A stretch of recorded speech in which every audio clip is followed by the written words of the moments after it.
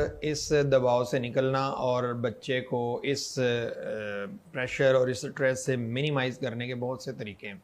उन्हीं में एक तरीका तफरीह भी है। आप यूँ समझ लें कि तफरीह जो है वो इस एग्ज़ाम स्ट्रेस को कम करने में बहुत ज़्यादा मददगार होती है।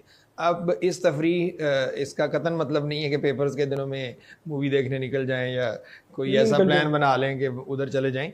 इस तफरीह का मतलब है कि आप अपनी रूटीन की स्टडी से हट के थोड़ा सा टाइम अपने आप को भी दें।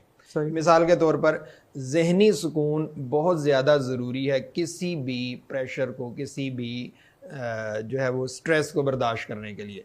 अब ज़हनी सुकून के लिए मुझे पता है मैं नींद पूरी करूँगा तो मैं ज़हनी सुकून आ जाएगा।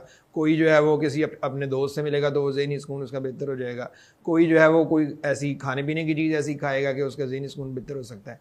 तो बच्चे का ज़हनी सुकून जिस तरीके से बरकरार रहता है या बेहतर हो सकता है, वालिदैन उसको वो चीज़ प्रोवाइड करें।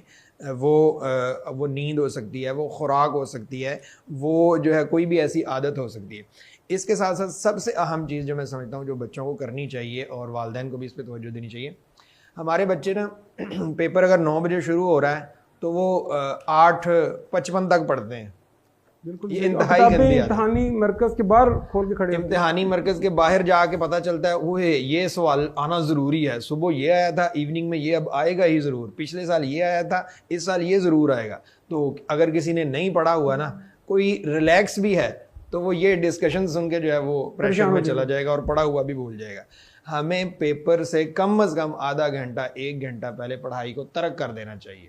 वो पढ़ने का टाइम नहीं है, वो रिलैक्सिंग टाइम है। वो चाहे घर से जो बुक है ना वो लेके ही नहीं जानी चाहिए इम्तिहानी सेंटर में। तो ये सबसे बड़ी जो है ना वो स्ट्रेस से निकलने की टेक्निक है कि बच्चे जो है वो बुक्स घर छोड़ के जाएं और पेपर से आधा घंटा पौना घंटा पहले रिलैक्स हो जाएं, खाएं पिएं और खा पी के पेपर देने जाएं। ये भी बड़ी ज़रूरी है। खाली पेट जो है वो दिमाग भी काम नहीं करता।